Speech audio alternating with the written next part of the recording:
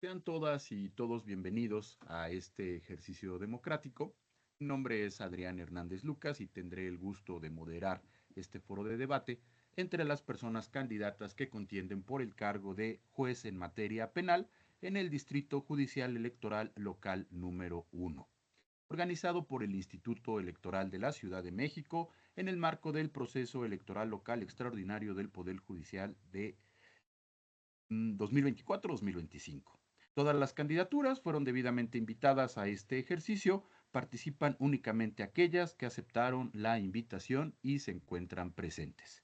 También quiero dar la bienvenida a Alexis Martínez Salgado, quien hará la interpretación en lengua de señas mexicanas para que toda la ciudadanía pueda seguir este debate de forma inclusiva. A continuación, presentaremos un video que explica el objetivo de estos foros, así como la dinámica y el formato aprobados por el Consejo General del Instituto Electoral de la Ciudad de México. El presente ejercicio tiene como propósito brindar a la ciudadanía información clara, directa y en igualdad de condiciones sobre quienes aspiran a integrar el Poder Judicial de la Ciudad de México. El foro se compone de 3 secciones. Primera sección. Presentación, trayectoria y propuestas. Cada candidatura contará con 2 minutos para presentarse y exponer sus propuestas. Segunda sección, preguntas. En esta sección se formulan 3 preguntas iguales para todas las personas participantes, 2 generales y una específica según la materia del cargo. Cada candidatura tendrá 1 minuto y medio para responder. Tercera sección. Mensaje final. Cada persona contará con 1 minuto para compartir un mensaje libre dirigido a la ciudadanía. El orden de participación fue definido por sorteo conforme al orden alfabético en la boleta electoral. Este orden se mantiene en todos los foros del proceso, asegurando equidad e imparcialidad. Este foro busca fomentar el diálogo respetuoso, el contraste de ideas y el voto informado. Sigue los foros a través de nuestros canales digitales. Este 1 de junio, tú decides quién juzga. Instituto Electoral de la Ciudad de México. Les recordamos que este foro se desarrolla en modalidad virtual, es grabado y será difundido a través de las plataformas oficiales del Instituto durante el mes de mayo y hasta el día 28 del mismo. Además, cabe mencionar que la fecha, el horario y el turno de participación de las candidaturas se determinaron de forma aleatoria en un sorteo público. La participación de las personas candidatas es de carácter voluntario y se ha organizado conforme a los principios de equidad, imparcialidad y respeto. Aprovechamos este momento para recordar amablemente a todas las personas candidatas que el foro está estructurado en tiempos asignados para cada una de ellas. Como ya se explicó en el video anterior, las participaciones serán consecutivas sin interrupciones ni posibilidad de réplica. Estos tiempos serán anunciados por su servidor antes de cada sección y les pedimos apegarse a ellos con precisión. Habrá un cronómetro en pantalla y al momento de agotarse su tiempo, sonará un aviso para concluir y posteriormente se procederá al cierre de su micrófono. Asimismo, se le solicita mantener la cámara encendida en todo momento y el micrófono apagado cuando no sea su turno de intervención. Agradecemos su comprensión y cooperación. Muy bien, iniciamos con la primera sección del foro. Como ya se explicó, cada persona candidata contará con 2 minutos para presentarse, compartir su trayectoria profesional y exponer sus principales propuestas relacionadas con el cargo al que aspira. De acuerdo con el sorteo realizado previamente, les iré indicando en lo sucesivo el orden de las participaciones. Iniciamos con Omar Eduardo Monroy Hernández. Adelante, su cronómetro inicia en este momento.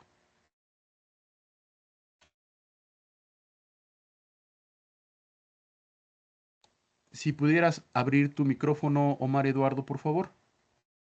Ya, listo. Gracias. Hola, ¿qué tal? Soy licenciado Omar Eduardo Monroy Hernández.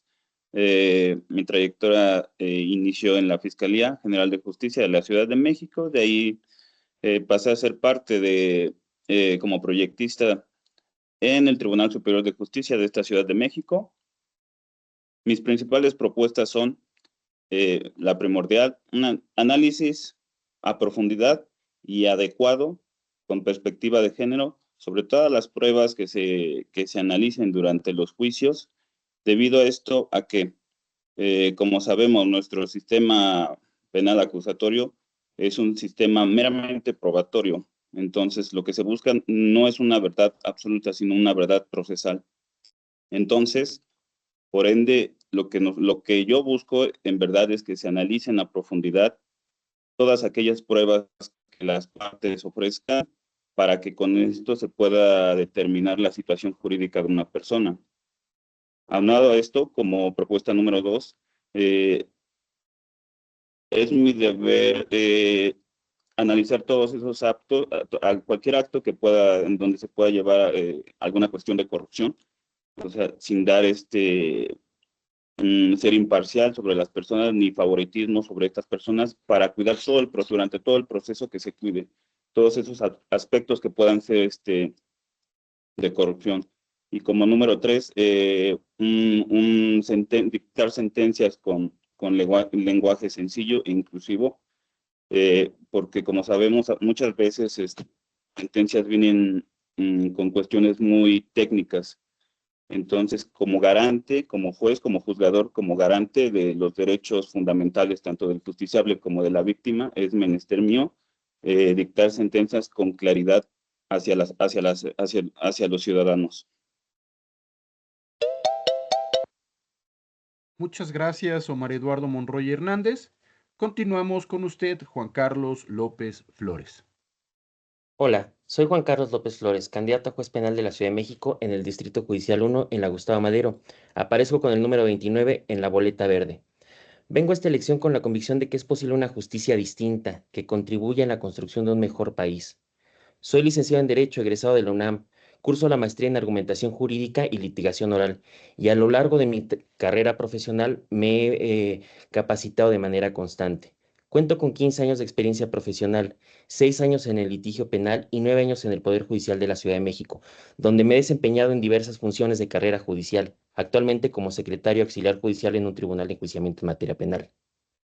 La experiencia me ha enseñado que impartir justicia no solo implica un conocimiento técnico profundo, sino que también es una responsabilidad que debe ejercerse con rigor, claridad y respeto a los derechos humanos. Impulsaré una labor judicial basada en la empatía, el trato digno y el respeto a las personas, siempre abierto a la ciudadanía. Daré atención especial a mujeres, niñas, niños, adultos mayores, personas con discapacidad, entre otros grupos vulnerables, asegurando que su voz sea escuchada y su dignidad respetada. Me comprometo a comunicar mis resoluciones de forma clara y comprensible. No se puede impartir justicia sin entender la realidad de quienes acuden a los tribunales. Mi labor se basará en el conocimiento del contexto social y comunitario. Resolveré con agilidad y objetividad, sin favoritismos ni influencias externas. Promoveré procedimientos simples y ágiles que reduzcan trámites innecesarios. No necesitamos burocracia en el Poder Judicial.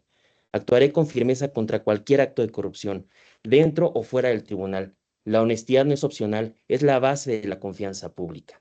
Muchas gracias. Gracias, Juan Carlos López Flores. A continuación, daremos paso a la segunda sección del foro, las 3 rondas de preguntas, 2 generales y una específica para la materia que nos ocupa. Estas preguntas fueron definidas y aprobadas por la Comisión de Debates y se realizó un sorteo público previo para definirlas. Se encuentran en este sobre cerrado, el cual les muestro en estos momentos, que se encuentra cerrado, y voy a proceder a abrirlo.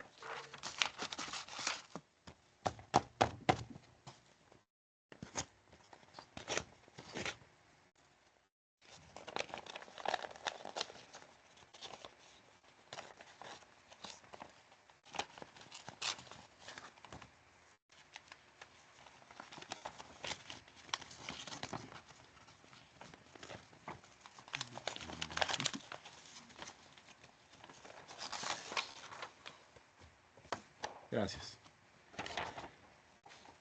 Ok, cada persona candidata contará con 1 minuto y medio para responder y daremos inicio a la primera ronda con la siguiente pregunta. ¿Qué acciones tomaría usted para prevenir la corrupción en el ámbito judicial? Repito la pregunta. ¿Qué acciones tomaría usted para prevenir la corrupción en el ámbito judicial? Comenzamos con la respuesta de Juan Carlos López Flores, por favor. Adelante.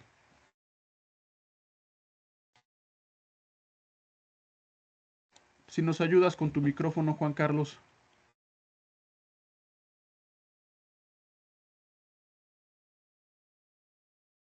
Listo. Gracias. Gracias. Para que la corrupción entre en el Poder Judicial, se necesita dejar la puerta abierta a la corrupción. Es necesario tener funcionarios públicos éticos, preparados, que no admitan bajo ninguna circunstancia un acto de corrupción. La corrupción no solamente se puede dar en distintos aspectos, recibiendo remuneraciones económicas. La corrupción adquiere distintos matices, como lo son los amiguismos, como lo son los favoritismos, incluso la propia incapacidad puede ser un acto de corrupción. Considero que un juez, un juzgador, debe ser probo, honesto y bajo ninguna circunstancia admitir ningún tipo de presión externa que incida en las decisiones e en la imparcialidad del juzgador. Es ahí entonces donde la corrupción puede encontrar una rendija donde entrar. Tenemos que erradicar este problema de raíz y comienza desde las instancias principales, desde los ministerios públicos, desde que se integran las carpetas de investigación y hasta las magistraturas. Entonces tenemos que tener funcionarios públicos preparados, capaces, pero sobre todo honestos y que cuenten con la capacidad de resolver un asunto que se ponga en su consideración. Muchas gracias. Muchas gracias a ti, Juan Carlos. Leo nuevamente la pregunta. ¿Qué acciones tomaría usted para prevenir la corrupción en el ámbito judicial? Adelante, Omar Eduardo. Muchas gracias. Para hablar sobre acciones para combatir la corrupción, creo que hay que hacernos una pregunta: ¿cómo? Yo, como con experiencia cuando estuve en fiscalía, puedo decirles que determiné cuando muchas de esas carpetas trataban de colocar el tipo penal. Esto quiere decir armar carpetas. Entonces, ahora como juzgador con esa experiencia puedo detectar fácilmente cómo esas carpetas muchas veces traen diligencias de más o diligencias que no se tuvieron que haber hecho o ocultaron diligencias. Ese tipo de cuestiones son las que un juzgador debe detectar, además de la empatía con la ciudadanía, con las víctimas, como garante, como ya lo repetí y lo vuelvo a decir, tanto del justiciable como de la víctima, puedo detectar todo ese tipo de anomalías que se presentan y que desde que se inician desde sede ministerial, que es de donde a nosotros nos hacen del conocimiento sobre un presunto hecho delictivo. Entonces, como juzgador, desde ahí, desde el control de la detención, es donde nosotros debemos detectar todo este tipo de anomalías, de actos de corrupción, para que eso no afecte el proceso y el proceso pueda transitar de una forma adecuada. Así, cuando se dicte, si es que se llega a etapa de juicio oral, se pueda dictar una sentencia basado con toda la verdad que ya se estipuló en el proceso. Muchas gracias, Omar Eduardo. Con esto cerraríamos la primera ronda de preguntas. Pasamos a la segunda, la cual les leo a continuación. ¿Qué haría usted para evitar la revictimización de las personas en los casos que deba resolver? Iniciamos con Juan Carlos López Flores. Escuchamos, Juan Carlos. Claro. Es un derecho fundamental de las víctimas, no ser revictimizados. Si ya atravesaron por un proceso delictivo, el juzgador está obligado a no imponerle mayores cargas procesales. El juzgador tiene que ser empático con las víctimas. ¿Qué implica una no revictimización? Pues que el hecho no se pueda volver a repetir y que las consecuencias del delito se aminoren o se vean neutralizadas. ¿Esto cómo? Esto a través de una reparación integral del daño. Si las víctimas del delito no reciben una reparación integral del daño en forma de compensación, en forma de tratamiento psicológico, en forma de el pago de un daño material al que tienen derecho derivado de algún delito, las víctimas no pueden ser reparadas en su totalidad. Tiene que haber una reparación integral del daño. Ahora, tratándose de menores, de mujeres, de personas pertenecientes a grupos vulnerables o prioritarios, el juez tiene que tomar también medidas de contención, evitar malos tratos desde el propio juzgado, evitar que se recaben pruebas que pudieran llegar a revictimizar a las personas que han sufrido algún delito. Tratándose, por ejemplo, de menores de edad, debe de haber protocolos de actuación en los que el Ministerio Público, al momento de recabar sus entrevistas, estén asesorados de un psicólogo y que se cumplan determinadas circunstancias. Es cuanto. Gracias. Gracias, Juan Carlos. Repito la pregunta nuevamente. ¿Qué haría usted para evitar la revictimización de las personas en los casos que deba resolver? Te escuchamos, Omar Eduardo. Muchas gracias. Pues como juzgador y como ya antes lo mencioné, siendo garante de los derechos fundamentales que marca así el pacto fundamental, nuestra Constitución, es importante ser humano en ese aspecto, ser humano con las víctimas, el momento de que las víctimas rindan una declaración, escuchar a la víctima, de verdad escucharla y hacerle del conocimiento que si no, en ese momento no se siente ella cómoda con volver a comunicar durante el proceso todo eso que ya vivió y que ya está anteriormente plasmado en una carpeta de investigación, pues es menester y es importante como juzgador valorar ese tipo de cuestiones. Además de la reparación del daño, que bueno, eso ya está estipulado, eso ya es uno de los principios que marca nuestro proceso, que a la víctima se le repare su daño. Es importante escuchar a la víctima y de verdad valorar y hacer una ponderación de derechos si en verdad es funcional que en algún momento la víctima tenga que volver a pasar por todo esto que ya mencionó en sede ministerial y por lo cual ella fue víctima de algún hecho delictivo. Entonces, en ese aspecto, el juzgador debe de ser más humano y tener esa calidad humana para poder Muchas gracias, Omar Eduardo. Continuamos con la tercera pregunta. Esta pregunta les recuerdo que es específica a la materia por la cual están compitiendo. Leo la pregunta. ¿Considera que debe establecerse un límite de tiempo para la duración de las audiencias orales? En su caso, ¿qué criterios utilizaría para fijarlo? Iniciamos con Juan Carlos López Flores. Repito nuevamente la pregunta. ¿Considera que debe establecerse un límite de tiempo para la duración de las audiencias orales? En su caso, ¿qué criterios utilizaría para fijarlo? Adelante, Juan Carlos. Desde mi punto de vista, no debe de establecerse un tiempo en las audiencias de juicio oral. Establecer un tiempo sería limitar el acceso a la justicia de las personas. Se debe de tomar en consideración que el derecho a la defensa adecuada y también se debe de ponderar los derechos de las víctimas para exponer en un juicio oral, pues ambas partes su teoría del caso. Ello no implica que el juzgador no sea un facilitador para que las audiencias se puedan llevar a cabo de manera ágil. No se debe delimitar el tiempo, sino el juzgador promover la agilidad dentro de las audiencias. Limitar esta temporalidad sería limitar el ejercicio del derecho de defensa de las personas que están siendo juzgadas. Tenemos sí que establecer lineamientos dentro de las propias audiencias. Incluso hay un manual de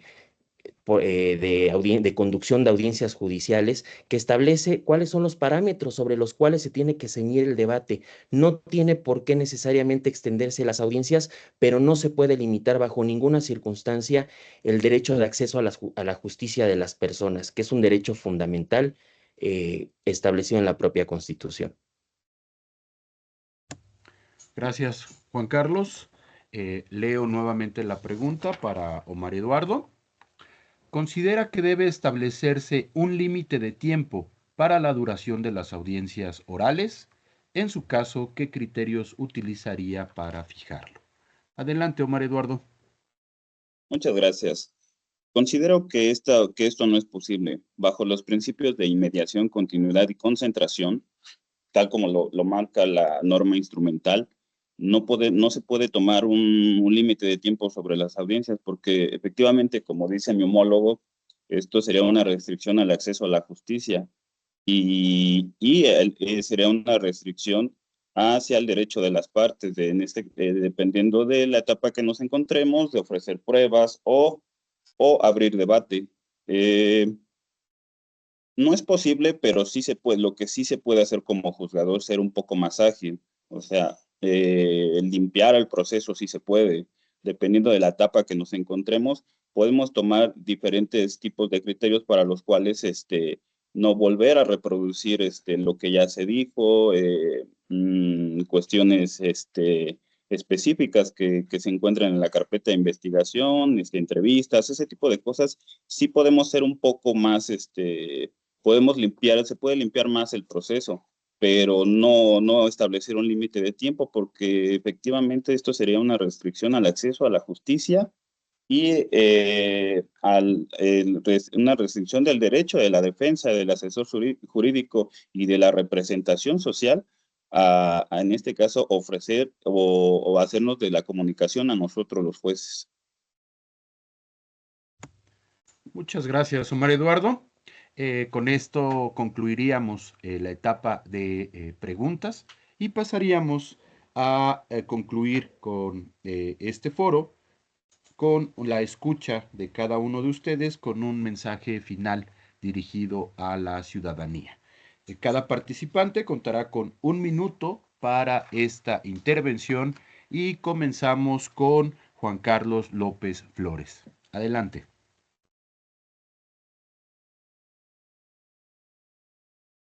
Me dirijo a todos los habitantes de la Ciudad de México y particularmente a los habitantes de esta hermosa alcaldía que es la Gustavo Madero. Este domingo 1 de junio tenemos la oportunidad de elegir un perfil con experiencia, honestidad, compromiso y sensibilidad. Te invito a que confíes en una justicia clara, humana y cercana. Soy Juan Carlos López Flores, candidato a juez penal de la Ciudad de México. Si crees que es momento de cambiar la forma en que se imparte justicia, escribe el número 29 en la boleta verde. Vamos a hacerlo posible juntos. Muchas gracias. Muchas gracias, Juan Carlos. Te escuchamos, Omar Eduardo. Muchas gracias. Este mensaje va para todos los habitantes ciudadanos de la alcaldía Gustavo Madero. Este 1 de junio, en la boleta 31 de color verde, vota por el número 31. Soy una persona con experiencia, con carrera judicial. He estudiado en las mejores universidades del país, la UNAM, el INACIPE, y en todo este tiempo que he estado recorriendo la campaña, he estado hablando con la gente de GAM y me he dado cuenta de muchas injusticias que han pasado. Yo me comprometo a representarlos y a ser un juez más humano buscamos ese rostro humano, y yo soy esa persona que les puede dar seré su voz, seré un garante de sus derechos, que es lo que tiene que ser un juzgador. Con una calidad más humana, voy a representarlos. Muchas gracias, Omar Eduardo. Y con esto estamos concluyendo este foro. Agradecemos a las personas candidatas por su participación en este ejercicio democrático y sobre todo a quienes nos siguen a través de las plataformas del Instituto Electoral de la Ciudad de México. Gracias por haber compartido sus propuestas con la ciudadanía de cara a las próximas elecciones del 1 de junio. Recuerden que el voto es libre y secreto. Además, les invitamos a seguir consultando los canales oficiales del Instituto Electoral de la Ciudad de México para conocer más información sobre este proceso electoral, como el portal Conóceles Judicial, donde podrán encontrar más detalles sobre los perfiles de las candidaturas que aquí se presentan. Muchas gracias y hasta luego.